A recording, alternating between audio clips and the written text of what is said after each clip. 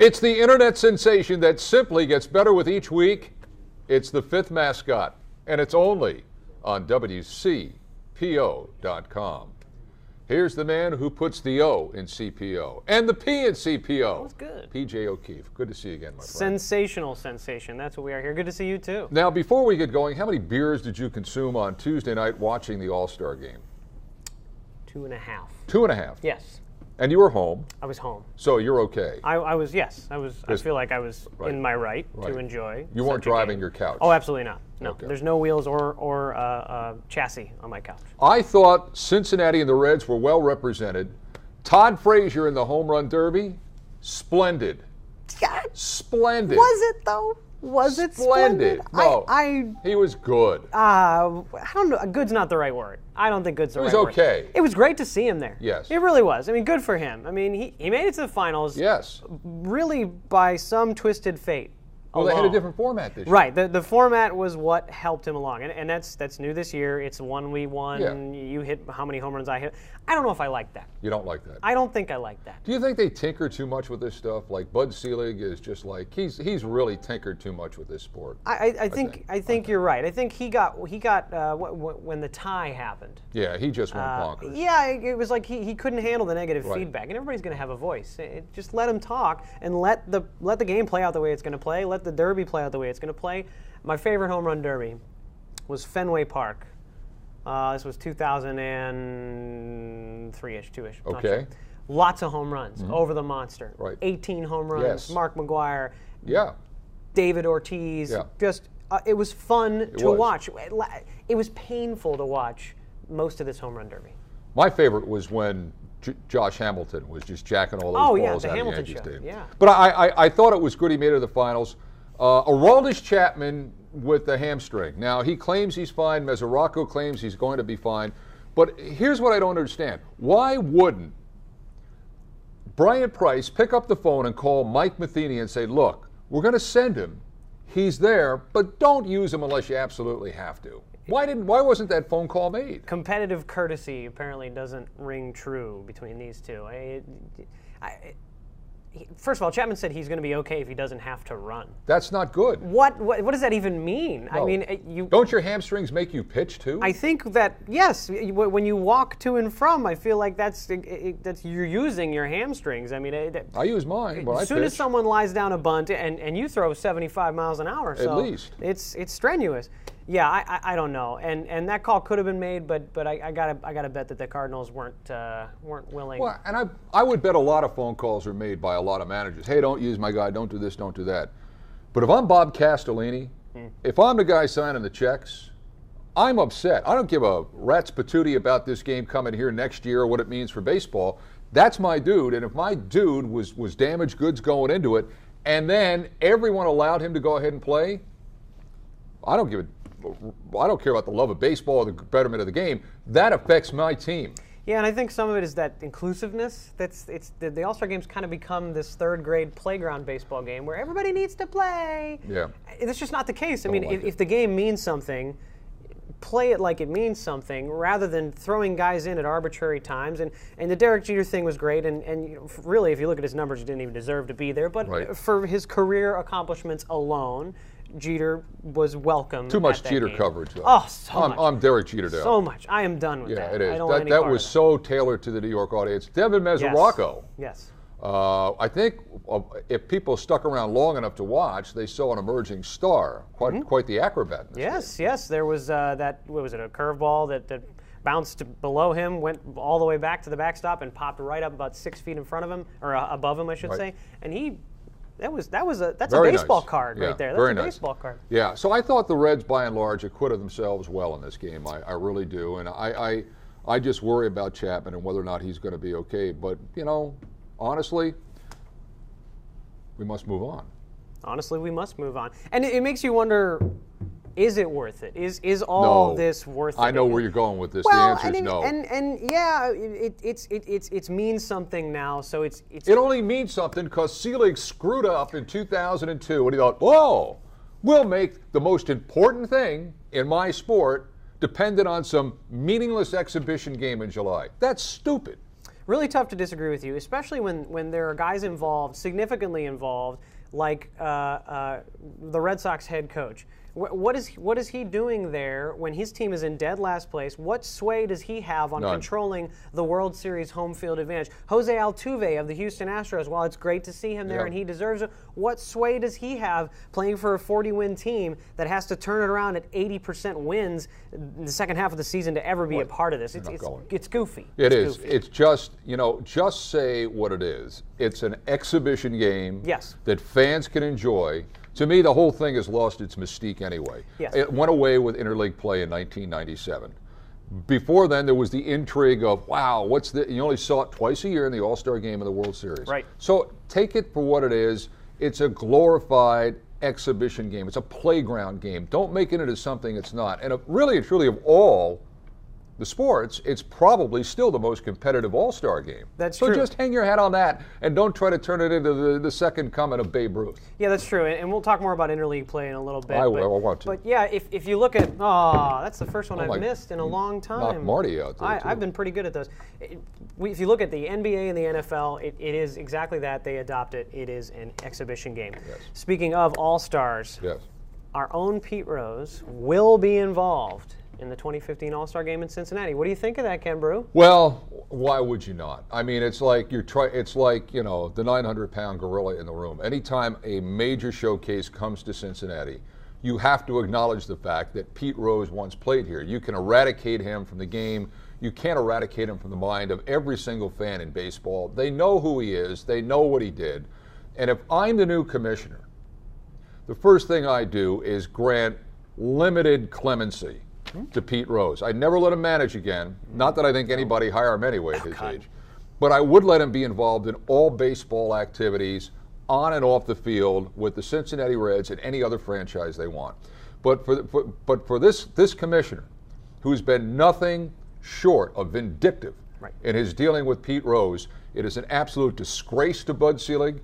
You let no one twist in the wind ever. PJ, I don't care, all sincerity, whether you're talking about someone you work for, someone you have a relationship with, you never let anyone twist in the wind, and that's exactly what this dude has done. Shame on Bud Selig for doing that. And many of the commissioners before him have treated it much the same. But well, one guy died, and the other guy blamed him for his death. I think they call that karma. Well, I think they do. No, and there have been little moments where Bud Selig has not, in recent years and months, he specifically said to the Baseball Writers of America during the All-Star Week that he's not gonna sway either way. You know, him just allowing the Reds to be there, officially saying it's okay for Pete Rose to be with the Reds next year, it opens a crack in the door to a possible decision, because Selig has said time and time again he wants to make a decision before he's out. He's got to say, but see how stupid would that be for him not to allow him to be? Because if nothing else, he has to realize every single question would be about Pete Rose and why isn't Pete Rose here. He couldn't get by it. It would be like one of those White House news conferences until somebody, the president, answers a question. The media wouldn't let up on the dude. And his legacy would be screwing up the All-Star Game and not letting Pete Rose. Well, it would fit into the pattern. Back in, got that one. I should probably use two hands. That was better this time. Let's go back to the season at hand. We're past the All-Star break. It was a nice break. Everybody got some time off, even though we did end up with one possible injury during that time off to Chapman.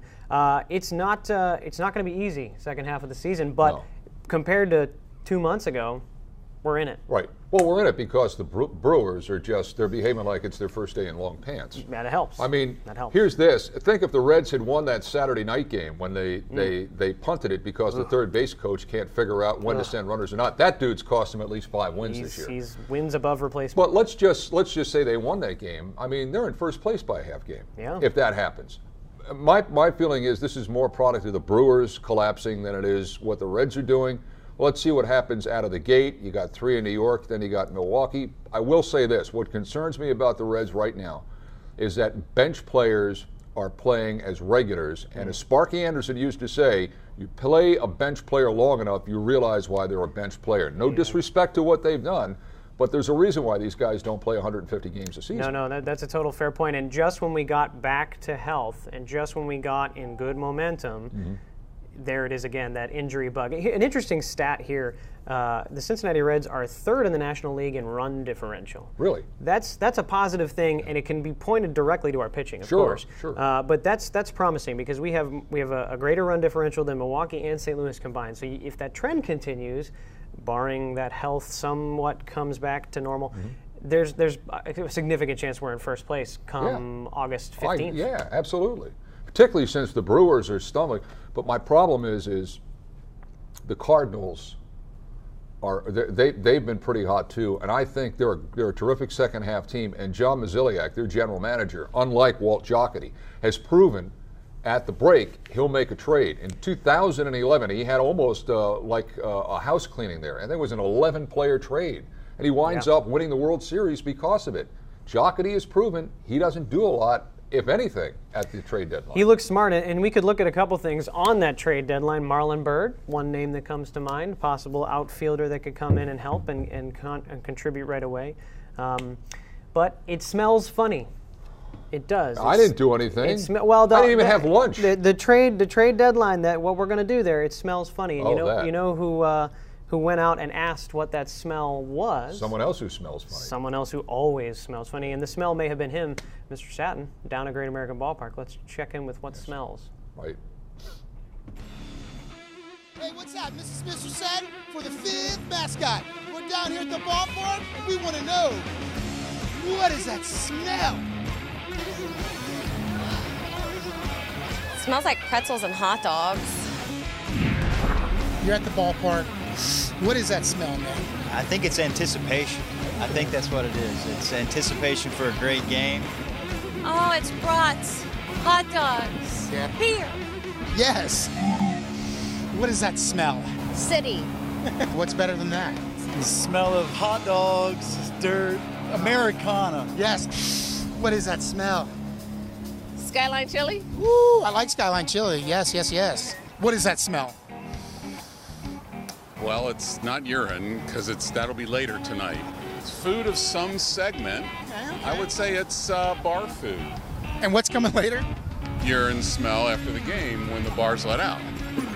All right, take it in. What is that smell? Probably the chili dogs. The stuff cooking on the open Barbie over here. All right, tell me, what is that smell? A victory. Yes, victory. Go Reds! Go Reds! Go Reds! The aforementioned Mr. Satin joins us. Good work out there, brother. Hey, I'll tell you what, thanks for having me again. Yeah. Love it down there. What did you smell? Well, you know what? I like the whole victory thing. We were smelling a lot of victories in the last couple of weeks. Sure did. True. There was some urine. There was a light hint of that, but I think the beer and the hot dog. Right.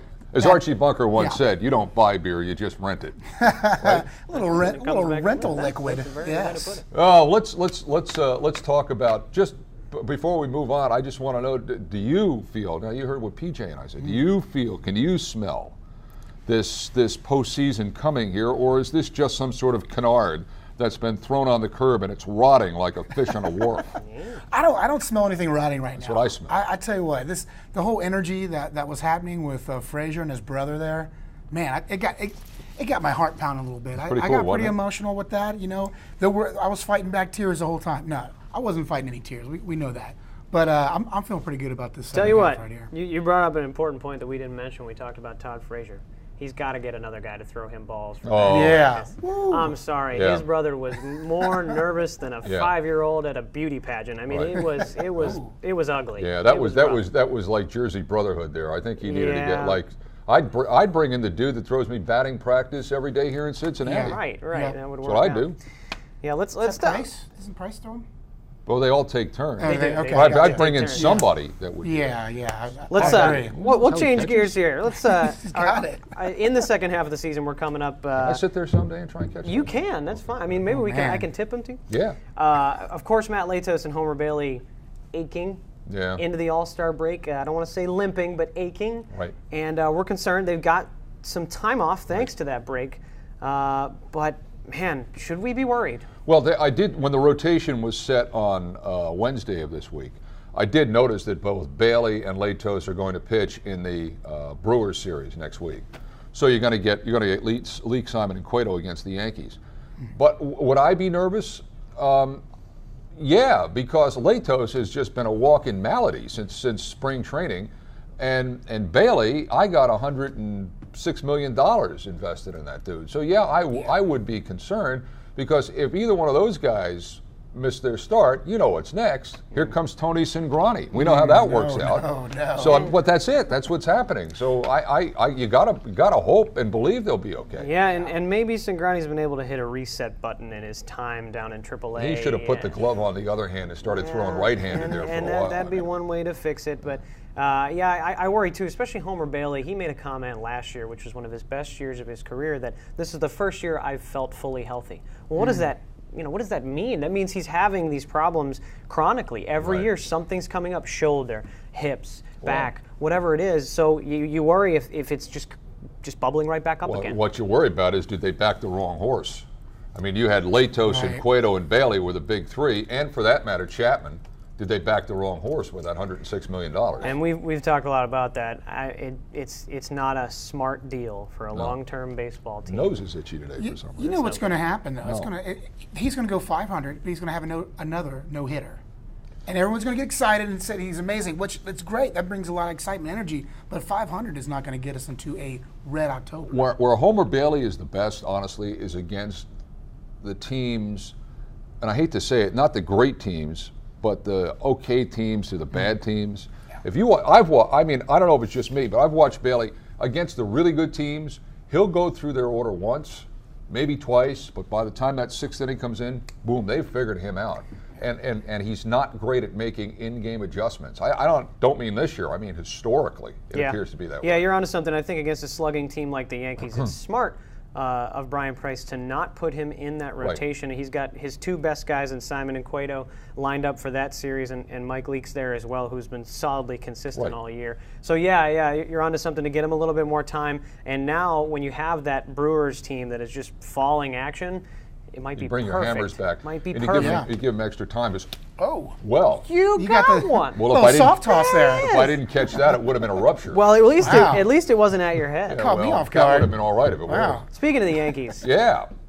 So interleague play has been around for how long now? About 15 years? It's 97. Too long. So 16 years. 17. 17 years. So it's been around long enough to be evaluated. Mm-hmm. It's plenty long enough.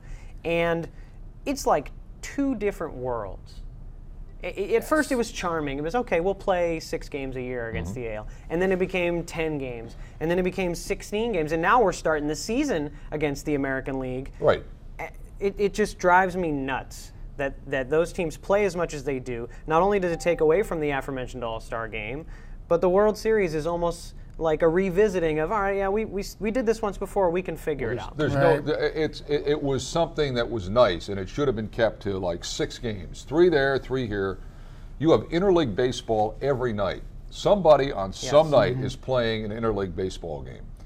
And as a traditionalist, I don't like it. This is catering strictly to the video game world.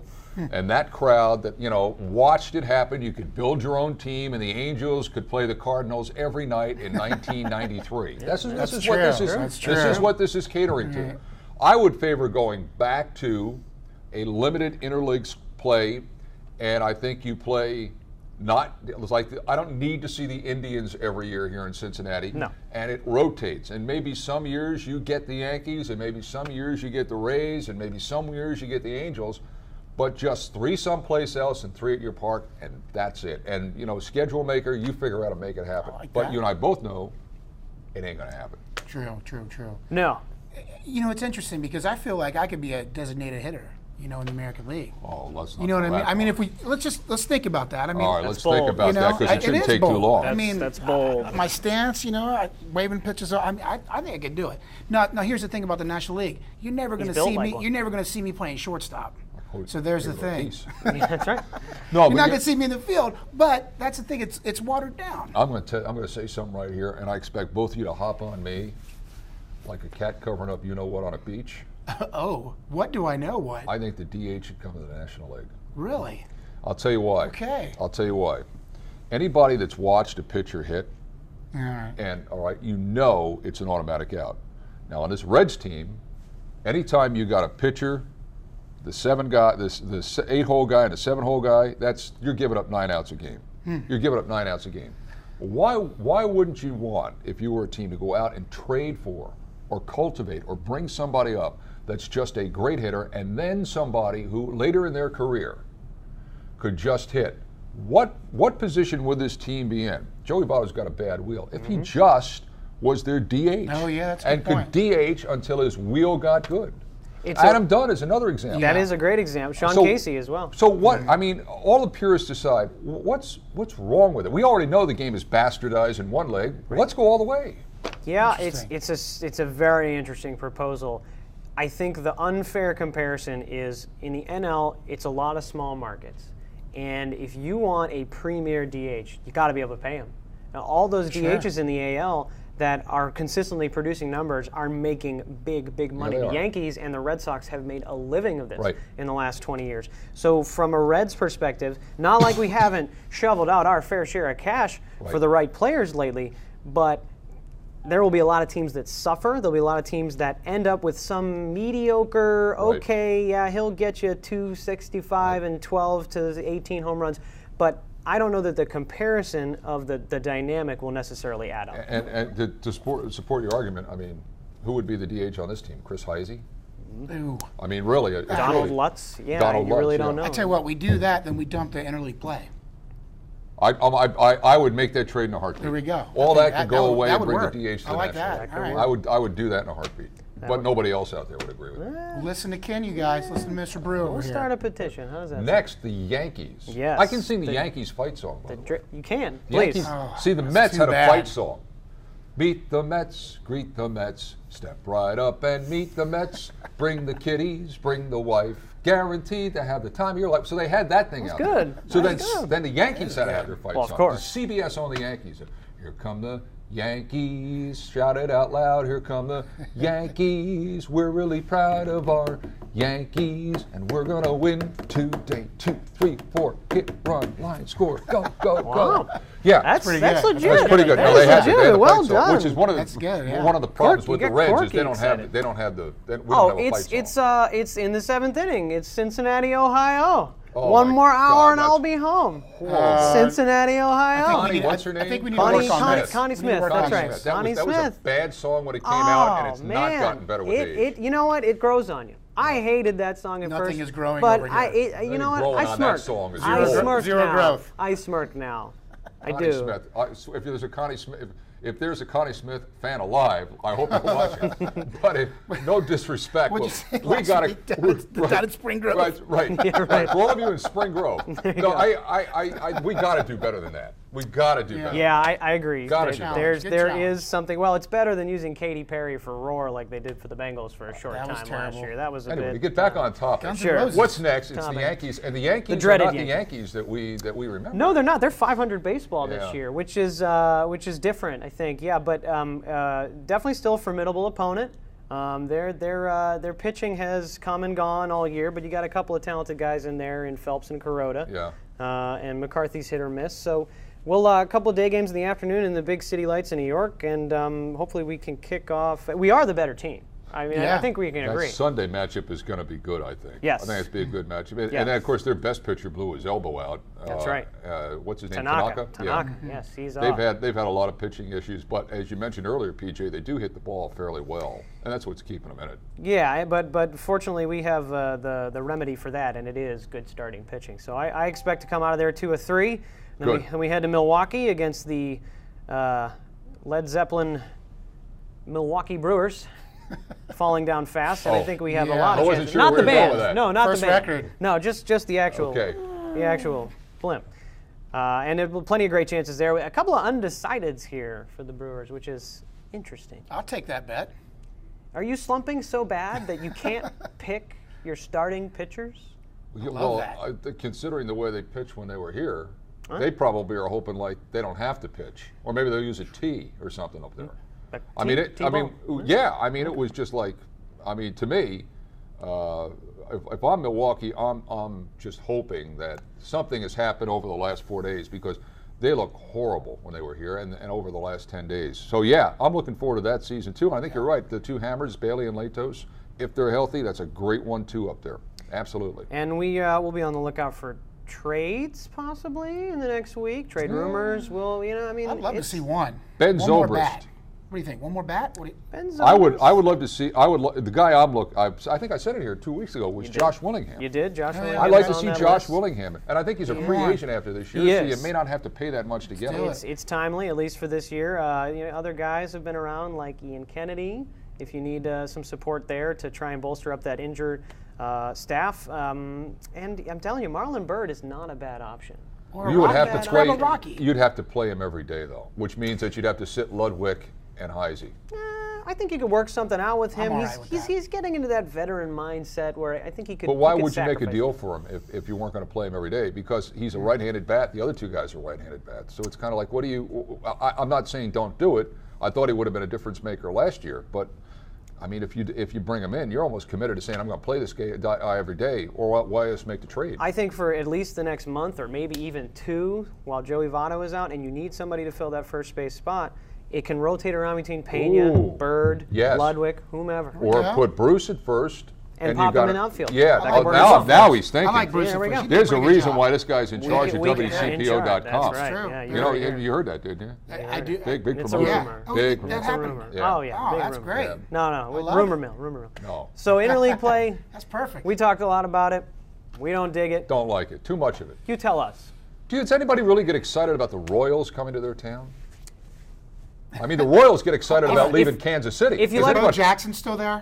Yes or no? Bo If he's Jackson. still there, Yeah. yes. Yeah, Dan I wanna see him. Splittorff. Dan Yeah. Splittorff. George Brett. They're all there. Yeah, right. You know, really, truly, we look at the interleague schedule. Yeah. If it's not the Yankees, if it's not the Red Sox, I mean, who gets excited about these teams? Like the Rays came in here earlier. Who cares? I don't Rays care. are Yeah. terrible. Yeah, I'm kind of, the Astros are coming. Can you imagine? Imagine somebody out in the Dodgers saying, "Hey, the Astros are coming." They'll line up. We down dealt the with block. that. We dealt with the Astros are coming for many years, so we're a little jaded by that. But yeah, Secret vote. Yeah. right. So let us know what you think. Hashtag fifth mascot, Yes. FIFTHMASCOT. We want to hear Right. your thoughts. There's lots of thoughts about this. I come from a land where the AL reigned supreme, where I was born and raised. So Yeah, Boston. I do enjoy seeing them. Yes. They'll be here in a couple of weeks I know. in August. Not And- that it's that big of a game so far this year. And we can read some of these things on the air maybe next We week. can. We can do that. We can in actually fact, read them. we might go ahead and say that we will do that. Right, as long as it doesn't begin, "Hey, stupid," Yeah, we don't like or that. anything like that, we won't read it. But other than that, we might read some of this. We might. Sillies. Certain cuss words, only certain ones. Mr. Satin will be back next week. Yeah. You better. Can't wait. You Can't better. wait. Every Thursday at 2 o'clock on WCPO.com. We are live, and just in case something comes up, you got to go get a sandwich, your cat needs a bath, you can't see, it's right there to be downloaded. There it is. On Absolutely. WCPO.com, because there's one thing we believe here at the Fifth Mascot, and that's time shifting. Now go bathe your Yeah. cat. Go bathe your cat, shift your time, and we'll see you next week on WCPO.com.